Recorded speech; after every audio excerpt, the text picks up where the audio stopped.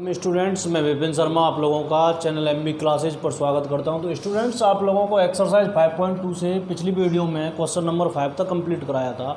अब question number 6 का क्रम है, तो आप क्वेश्चन नंबर 6 देखें। इससे पहले अगर आप लोगों ने हमारे चैनल को अभी तक सब्सक्राइब नहीं किया है तो चैनल को सब्सक्राइब कर लें, जिससे कि आप लोगों को हमारे सभी वीडियो के नोटिफिकेशन सबसे पहले प्राप्त हों। तो चलते हैं क्वेश्चन नंबर 6 की तरफ। तो d/dx of cos x Q into sine square x की पावर 5, ठीक है। तो मैंने आप लोगों को एक फार्मूला बताया था d/dx of f1x into f2x। दो फंक्शंस का गुणा होता था तो क्या करते थे हम, फर्स्ट फंक्शन को सेम नोट कर देते थे और सेकंड का डिफरेंशिएशन प्लस सेकंड फंक्शन को सेम टू सेम रख देते थे और फर्स्ट का डिफरेंशिएशन। पिछली वीडियो में ये आपको मैंने फार्मूला बताया था। अगर आप लोगों ने फार्मूले वाली वीडियो नहीं देखी है तो प्लेलिस्ट में जाकर उसे देख लें, ठीक है। तो इसे हम करेंगे इसी आधार पर। तो ये क्या हो जाएगा, ये हमारा फर्स्ट फंक्शन मान लिया मैंने और ये सेकंड फंक्शन, ठीक है। दो फंक्शन है जिनमें दो जगह एक्स आ रहा है तो वो दो फंक्शन हो गए। तो first function cos x Q d/dx of second function, second क्या है sin x 5 का होल स्क्वायर लिख सकते हो उसे, ठीक है, प्लस सेकंड फंक्शन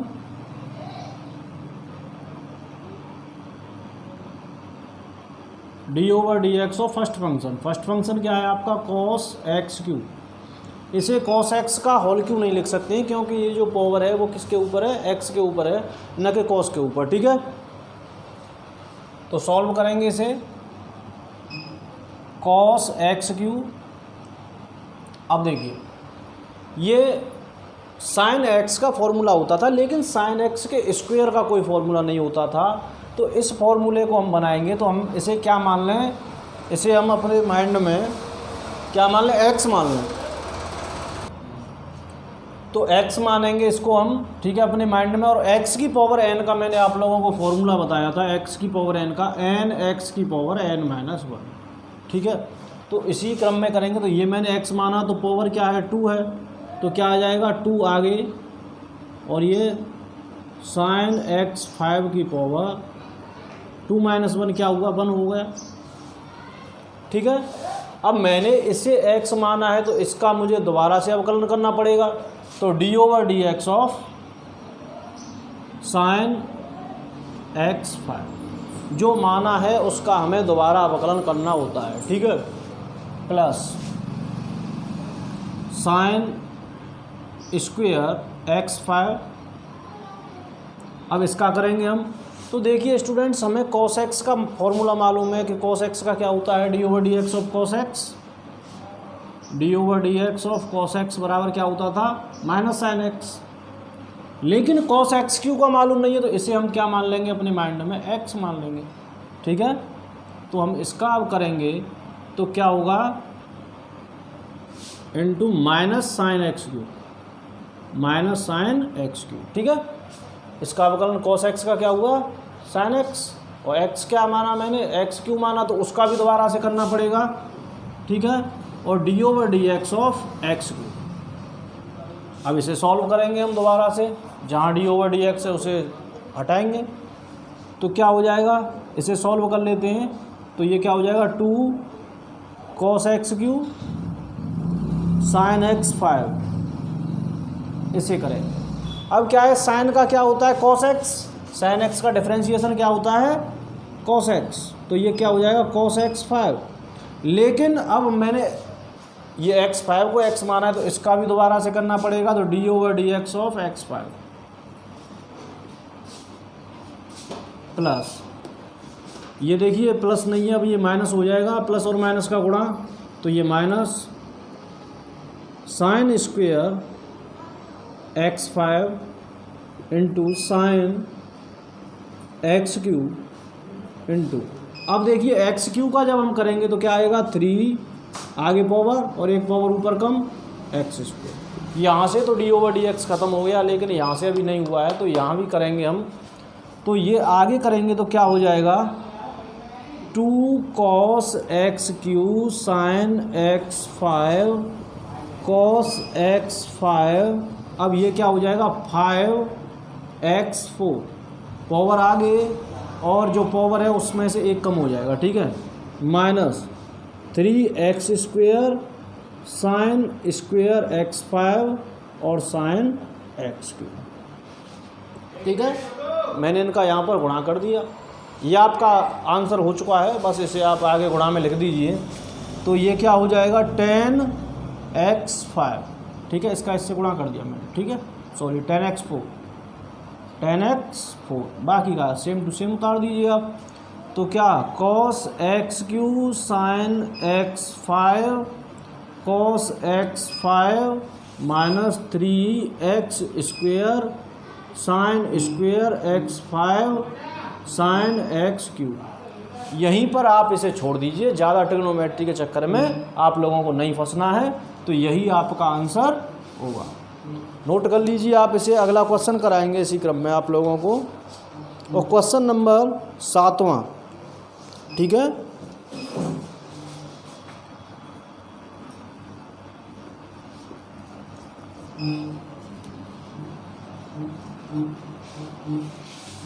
तो क्वेश्चन नंबर 7 कराएंगे। अगर इससे पहले वाले आप लोगों ने क्वेश्चंस नहीं देखे हैं तो प्लेलिस्ट में जाकर आप वीडियो में देख सकते हैं। इससे पहले 5वें चैप्टर की 4 वीडियो में डाल चुका हूँ। तो 7वां क्वेश्चन है आपका d/dx of 2 under root cot x², ये है, ठीक है। इसका हमें क्या निकालना है, डिफरेंशिएशन निकालना है। तो देखिए स्टूडेंट्स, कॉट एक्स का तो हमें मालूम था कि cot x into cosec x minus का, लेकिन यहाँ पर ये कॉट एक्स नहीं है, सॉरी ये स्क्वायर रूट के अंदर है, तो इसका कोई भी ऐसा फॉर्मूला नहीं था, ठीक है। और मैंने आप लोगों को एक चीज़ और बताई थी, d/dx of under root x, और अंडर रूट एक्स का क्या बताया था, 1/2 अंडर रूट एक्स बताया था, पिछली वीडियो में आप लोगों को बता चुका हूँ, ठीक है। तो इसे मैं x ही मानूंगा, ठीक है, इसे मैं x मानूंगा तो अंडर रूट एक्स हो गया ये, और अंडर रूट एक्स का क्या होगा 1/2 अंडर रूट एक्स, तो ये क्या हो जाएगा 1/2 अंडर रूट एक्स, एक्स क्या है कॉट x², ठीक है। और आगे इसके अंदर क्या है 2 गुणा में और है, ठीक है, तो 2 गुणा में है, तो इसको मैं 2 को गुणा में लिख देता हूँ, ठीक है। अच्छा, अब देखिए आगे x किसको माना है मैंने, इसको, तो इसका दोबारा करेंगे, तो d/dx ऑफ कॉट x², ठीक है। अब इसको भी हमें हटाना होगा यहाँ से, तो इसका दोबारा से अवकलन होगा, 2 से 2 खत्म हो जाएगा, तो क्या आएगा 1/√कॉट x², ठीक है। इसका करेंगे तो कॉट x का क्या होता है माइनस के cot x into cosec x, तो minus cosec x² into cot x², लेकिन ये कॉट x का होता था। अब ये मैंने अपने माइंड में क्या माना, हाँ तो स्टूडेंट्स ये मैंने x² माना, लेकिन यहाँ पर थोड़ी गड़बड़ हो गई है, कॉट x का होता है माइनस कोसेक स्क्वायर x खाली, ठीक है, माइनस कोसेक स्क्वायर x, ठीक है। अब जो x माना है उसका भी दोबारा करना पड़ेगा, तो d/dx ऑफ x², ठीक है। सॉल्व कर देंगे इसको, तो क्या आएगा minus cosec square x² upon under root cot x², ठीक है। अब x² का करेंगे तो क्या आएगा 2x, यही आप लोगों का आंसर होगा। यहाँ से अगले क्वेश्चन की तरफ चलेंगे हम, 8वां क्वेश्चन। 8वां क्वेश्चन भी आप लोगों को सेम करना है, d/dx of cos under root x, ठीक है। तो यहाँ पर क्या है कॉस x का फॉर्मूला क्या होता है माइनस साइन x, तो minus sine under root x, लेकिन वो कॉस x का होता था, अंडर रूट x का नहीं होता था, तो अंडर रूट x को मैंने x माना, तो इसका भी दोबारा करना पड़ेगा, तो क्या हो जाएगा minus sine under root x और अंडर रूट एक्स का क्या होगा 1/2 अंडर रूट एक्स। यही आप लोगों का आंसर होगा। नोट कर लीजिए या फिर आप स्क्रीनशॉट ले लीजिए रोक कर वीडियो को। अब हम क्वेश्चन नंबर 9 और क्वेश्चन नंबर 10 आपको कराएंगे। तो क्वेश्चन नंबर 9 और 10 में क्या है, एक फॉर्मूला है कि देखो कोई भी फंक्शन एफ एक्स अवकलनीय है किसी भी पॉइंट सी पर, ठीक है, तो जो उसका डेरिवेटिव होता है, उसका अवकलन होता है एफ डैश एक्स बराबर क्या होता है F X minus F C upon X minus C. ये याद रखें, एफ डैश एक्स बराबर क्या होता है F X minus F C upon X minus C, ठीक है। अब इसमें क्या है कि कोई भी फंक्शन अवकलनीय है या अवकलनीय नहीं है उसकी जांच करनी है दोनों क्वेश्चंस के अंदर। तो हमें क्या है, लेफ्ट हैंड डेरिवेटिव अगर राइट हैंड डेरिवेटिव के बराबर आएगा तो अवकलनीय होगा, अदरवाइज अवकलनीय नहीं होगा। अगर लेफ्ट हैंड डेरिवेटिव और राइट हैंड डेरिवेटिव दोनों बराबर आएंगे तो फंक्शन अवकलनीय है, अदरवाइज फंक्शन अवकलनीय नहीं है। तो हम क्वेश्चन नंबर 9 पे आ जाते हैं। क्वेश्चन नंबर 9 है, सिद्ध कीजिए एफ एक्स बराबर mod x minus 1 where x belong to real number x बराबर 1 पर अवकलित नहीं है, अवकलित नहीं है, ये सिद्ध करना है। अब जब अवकलित नहीं है तो मैंने आप लोगों को क्या बताया, लेफ्ट हैंड डेरिवेटिव और राइट हैंड डेरिवेटिव बराबर नहीं होने चाहिए, ठीक है। आपने लिमिट निकालना 5.1 में पढ़ा, ठीक है, उसी के आधार पर यह क्वेश्चन होगा आपका, ठीक है। तो देखिए हम निकालेंगे एफ डैश एक्स।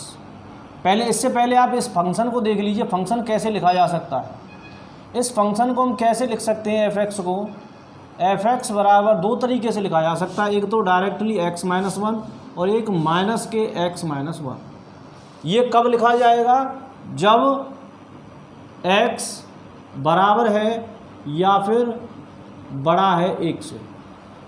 अगर x 1 के बराबर है या 1 से बड़ा है तो ये लिखा जाएगा, और जब x छोटा होगा 1 से तो ये लिखा जाएगा, ठीक है। इस प्रकार से आप इस फंक्शन को डिफाइन कर सकते हैं। मैंने आपको 5.1 में भी कराया था, ठीक है। तो देखिए अब मैं क्या निकालूंगा एफ डैश एक्स। तो एफ डैश एक्स किस पे निकालेंगे हम, x बराबर 1 पर बात कर रहे हैं, at x equal to 1, x बराबर 1 पे निकालेंगे तो क्या है, x बराबर 1 पे फंक्शन ये है। तो पहले मैं लिख देता हूँ F X minus F C upon X minus C, ठीक है। अब देखिए एफ एक्स कौन सा लेंगे, x बराबर 1 पे ये लेना है x माइनस 1, ठीक है। तो ये फॉर्मूला है, ठीक है। अब हम लगाएंगे यहाँ पर, तो लेफ्ट हैंड डेरिवेटिव, तो लिमिट x टेंस टू, अब देखिए लेफ्ट का मतलब है इससे कम, 1 से कम, लेफ्ट साइड में जाएंगे तो 1 माइनस, ठीक है, एफ एक्स माइनस एफ 1 पे बात कर रहे हैं, और ये x माइनस सी, ठीक है। अब क्या है, ठीक है, सी की वैल्यू क्या है 1, ठीक है, क्योंकि 1 पे बात कर रहे हैं हम। अब क्या है, लेफ्ट हैंड डेरिवेटिव है तो 1 की जगह पे क्या आएगा, 1 माइनस एच, सॉरी x की जगह पर, क्योंकि x किससे बिलोंग कर रहा है, 1 से, थोड़ा कम, और कितना कम, h कम, ठीक है। तो इसे हम करेंगे लिमिट चेंज करके, क्या हो जाएगा, लिमिट h टेंस टू 0। अब ये क्या हो जाएगा, f 1 माइनस एच, 1 से कम, कितना कम, h कम, माइनस f1 अपॉन 1 माइनस एच माइनस 1, एक्स की जगह पर क्या लिख दिया मैंने, 1 माइनस एच, ठीक है। अब देखिए 1 से कम के लिए कौन सा फंक्शन लेंगे हम, 1 से कम के लिए ये वाला है, ठीक है, 1 से कम के लिए ये वाला फंक्शन है। तो इस फंक्शन को हम यहाँ पर लेंगे तो ये क्या हो जाएगा, लिमिट h टेंड्स टू 0। अब देखिए 1 से कम के लिए ये है तो माइनस x की जगह पे क्या रखना है हमें, 1 माइनस एच, 1 माइनस एच, और ये क्या है -1, ठीक है, माइनस f1 1 के लिए ये है, x बराबर 1 के लिए, और x बराबर 1 के लिए 1 ये है, तो ये यहाँ पर लगाओगे तो क्या होगा, 1 माइनस 1 क्या होगा, 0, अपॉन नीचे क्या आएगा, h आएगा माइनस का, इससे ये कट जाएगा, ठीक है। जब सॉल्व कर देंगे इसको तो देखिए इससे ये भी चला गया, तो क्या बचा, लिमिट दिख रहा है h टेंड्स टू 0। अब देखिए ये क्या हुआ, h upon minus H, h upon minus H. अब इससे ये कट जाएगा तो क्या आएगी, इसकी वैल्यू निकल गई -1। लेफ्ट हैंड डेरिवेटिव की वैल्यू कितनी निकल के आई, -1। अब हमें किसकी निकालनी है, राइट हैंड डेरिवेटिव की। तो राइट हैंड डेरिवेटिव की हम वैल्यू इसी प्रकार निकालेंगे,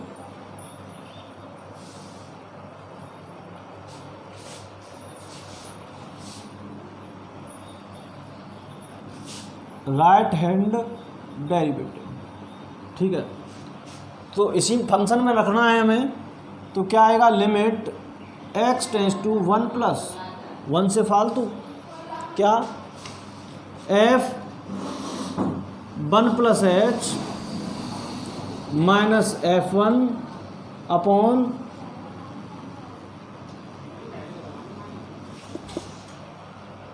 वन प्लस के लिए कौन सा फंक्शन,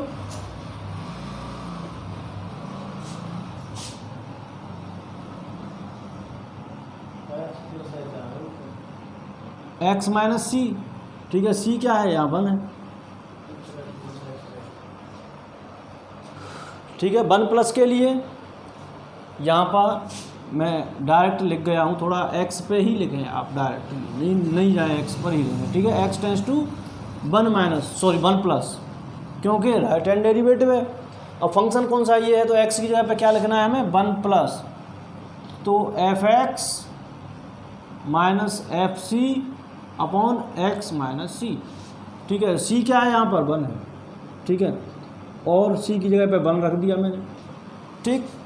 अब क्या है, x की जगह पे क्या लिखना है, 1 प्लस h, तो ये क्या हो जाएगा, limit h tends to 0 f 1 plus h minus f1 upon x की जगह पे क्या लिखना है, 1 प्लस h माइनस 1, इससे ये गया। अब वैल्यू लगाएंगे हम, तो देखिए 1 से ज़्यादा के लिए कौन सा फंक्शन था, ऊपर वाला x माइनस 1 वाला, 1 से ज़्यादा, तो यहाँ पर इसे करेंगे तो ये हो जाएगा लिमिट h टेंड्स टू 0। अब ये ऊपर वाला फंक्शन है, ऊपर वाला फंक्शन क्या है, x की जगह पे क्या लिखना है, 1 प्लस h, तो 1 plus h minus 1 minus f1 रखोगे इसमें तो क्या हो जाएगा, 1 माइनस 1 0 अपॉन h, इससे ये चला गया तो h अपॉन h रहा, तो क्या रहा 1। इधर क्या आया था, लेफ्ट हैंड डेरिवेटिव -1, उधर राइट हैंड डेरिवेटिव क्या आया है, 1, दोनों बराबर नहीं है। और यही तो स्टूडेंट्स हमें सिद्ध करना था, चूंकि left hand derivative is not equal to right hand derivative, अतः फलन अवकलनीय नहीं है, अवकलनीय नहीं है। क्लियर, नोट कर लीजिए, स्क्रीनशॉट ले लीजिए, एक बार और समझ लीजिए। देखिए डिफरेंशिएशन का फॉर्मूला होता था f(x minus fc upon x minus C. तो लेफ्ट हैंड डेरिवेटिव में क्या है, कम वाली वैल्यू को लेते थे, और राइट हैंड डेरिवेटिव में क्या है, अधिक वाली वैल्यू को लेते थे। ये सभी चीज़ आप लोगों ने 5.1 में पढ़ी हैं, नहीं पढ़ी हैं तो एक बार उसको जाकर देख लें, बहुत बेहतर तरीके से आप लोगों की समझ में आ जाएगा, ठीक है। और मैं प्रयास करूँगा आप लोगों को कि जो ऊपर जो आपकी जो वीडियो है ये वाली, उसको मैं सबसे ऊपर जो आई बटन होता है उस पर आप देख सकते हैं, ठीक है, देख लेना चेक करके। तो अब मैं आप लोगों को 10वां क्वेश्चन और बता देता हूँ। 10वां क्वेश्चन भी सेम ही है, 10वां भी सेम ही है, तो आप इसे नोट कीजिए पहले। तो क्वेश्चन नंबर 10 आप लोगों का है, सिद्ध कीजिए कि महत्तम पूर्णांक फलन f(x), 10वां क्वेश्चन है लास्ट इस एक्सरसाइज का। तो f(x) बराबर ग्रेटेस्ट इंटीजर फंक्शन दे रखा है x, ठीक है, और क्या दे रखा है, 0 से x बड़ा है और 3 से x छोटा है। तो कह रहा है x बराबर 1 पर और x बराबर 2 पर अवकलित नहीं है, मतलब लेफ्ट हैंड डेरिवेटिव बराबर नहीं है राइट हैंड डेरिवेटिव के, ये सिद्ध करना है, ठीक है। स्टूडेंट्स, आप लोगों ने ग्रेटेस्ट इंटीजर फंक्शन को ठीक ढंग से पहले भी पढ़ा होगा, अगर याद नहीं है तो एक बार उसे देख लें। देखिए, ग्रेटेस्ट इंटीजर फंक्शन का मतलब ये है कि इसमें से बड़ा पूर्णांक ही लिया जाता है। जैसे 1.33 है, तो इसे अगर हम हटाएंगे तो इसकी वैल्यू निकल के आएगी 1, ठीक है, दशमलव के बाद की संख्या नहीं निकल के आती हैं। अब ये है जैसे आपका -2.1 है, -2.1 है, तो इसमें से वैल्यू क्या निकल के आएगी, इसमें से वैल्यू निकल के आएगी -3। क्यों निकल के आई ये आप ध्यान से समझ लें। 1.33 का मतलब है ये 1 और 2 के बीच में है। 1.33 का मतलब क्या है कि ये 1 और 2 के बीच में है, तो इसमें से जो छोटी वाली वैल्यू है वो निकल के आती है। नाम इसका ग्रेटेस्ट इंटीजर फंक्शन जरूर है, ठीक है। दूसरी है -2.1, तो ये किस किस के बीच में, -3 और -2 के, ठीक है। तो छोटी वैल्यू कौन सी है इसमें, -3 माइनस की जो संख्या बड़ी होती है वही सबसे छोटी है। बात की जाए अगर 2.99 की, तो इसमें से भी वैल्यू क्या निकल के आएगी आपकी, 2 निकल के आएगी, ठीक है, समझ में आ गई होगी। तो देखिए, मैंने आप लोगों को क्या बताया था कि जो आपका डिफरेंशिएशन है, वो डिफरेंशिएशन क्या होता है, क्या जानते हैं हम, वी नो दैट f' बराबर fx minus fc upon x minus C C कोई भी बिंदु है तो, ठीक है। बिंदु यहाँ पर एक तो 1 दे रखा है और एक 2 दे रखे हैं, तो हमें दोनों बिंदुओं पर अलग अलग बार चेक करना है कि अवकलित है या नहीं है। एक बिंदु पर मैं आपको बताऊंगा, एक पर आप स्वयं कर सकते हो, ठीक है। तो हम निकालेंगे लेफ्ट हैंड डेरिवेटिव, किस पर निकालेंगे, एट x = 1 पर, x = 1 पे निकालेंगे तो क्या आएगा, limit x tends to 1 minus, क्योंकि लेफ्ट की बात है, कम वाली बात है। और फंक्शन क्या है आपका, fx माइनस fc की वैल्यू क्या है 1 अपॉन x माइनस सी x माइनस 1। अब वैल्यू लगाएंगे 1 की, तो fx क्या है, यहाँ पर मैं इसको डायरेक्टली लिख देता हूँ, चलो लिख दो। fx क्या है, fx है ग्रेटेस्ट इंटीजर फंक्शन x, यही तो है, ठीक है। वैल्यू लगाएंगे इसकी, अब मैं इसे डायरेक्टली क्या कर रहा हूँ, h में चेंज कर रहा हूँ, h टेंस टू 0, और इस पर क्या होगा 1 माइनस h, 1 से कम 1 माइनस h माइनस f1 रखोगे इसके अंदर, तो क्या हो जाएगा 1 अपॉन x की जगह पे 1 माइनस h और -1। क्लियर। वैल्यू लगाएंगे अब यहाँ से हम, तो देखिए 1 से कुछ कम, चाहे 0.00 कुछ भी कम है, तो इसकी वैल्यू कितनी आएगी,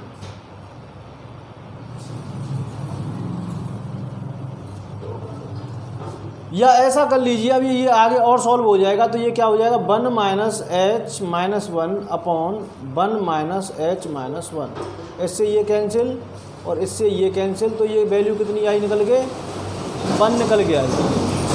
इसकी वैल्यू कितनी निकल के आई 1 निकल के आई, क्योंकि यहाँ पर h का तो बिल्कुल सेंस ही ख़त्म हो जाता है और h से h आपस में कट जाता है, ठीक है। तो 1 वैल्यू निकल के आई लेफ्ट हैंड डेरिवेटिव की। सॉरी स्टूडेंट्स, इस प्रकार से आप ग्रेटेस्ट इंटीजर फंक्शन को नहीं खोल सकते हैं। यहाँ से एक बार फिर समझ लें आप लोग। तो इसमें हम क्या करेंगे कि देखिए 1 से जो कुछ कम है, तो 1 से कम का मतलब 1 से 0 के बीच में है, और ग्रेटेस्ट इंटीजर फंक्शन में हम कौन सी वैल्यू लेते थे, जो छोटी वाली होती थी। तो वैल्यू क्या आएगी, वो 0, तो 0 -1 अपॉन, अब देखिए इससे ये चला गया, ठीक है।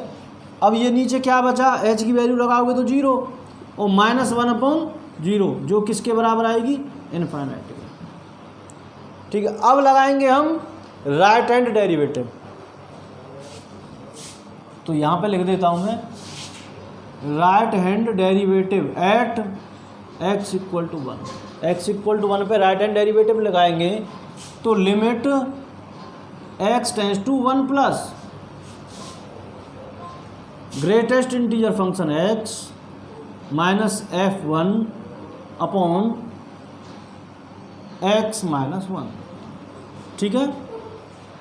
लगाएंगे वैल्यू x की जगह पे 1 प्लस h, तो ये हो जाएगा limit h tends to 0 1 plus h minus f1, greatest integer function में रखोगे तो 1 अपॉन x की जगह पे क्या लिखना है, 1 प्लस h माइनस 1, ठीक है। सॉल्व करेंगे इसे तो 1 से कुछ एक्स्ट्रा, 1 से कुछ एक्स्ट्रा मतलब 1 ही आएगा, ठीक है। 1 और 2 के बीच में चला गया तो 1 माइनस 1 अपॉन दिस 1 माइनस, इससे ये चला गया, h आया, क्या आया, h आया, ठीक है, ठीक है। यहाँ पर हम क्या है कि 0 अपॉन 0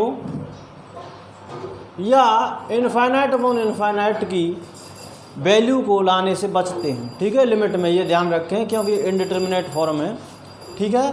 तो यहाँ पर मैं डायरेक्टली h की वैल्यू न रख के ऊपर से इसे सॉल्व कर दूंगा, तो ये क्या आएगा, यहाँ पर इसकी पहले लिमिट लिख लीजिए, लिमिट h टेंड्स टू 0 और ये क्या आया 0 अपॉन h, तो डायरेक्टली इसे क्या लिखेंगे, लिमिट h टेंड्स टू 0 और ये 0, ठीक है। 0 में किसी संख्या से भाग देंगे तो क्या आएगा, 0 आएगा, ठीक है।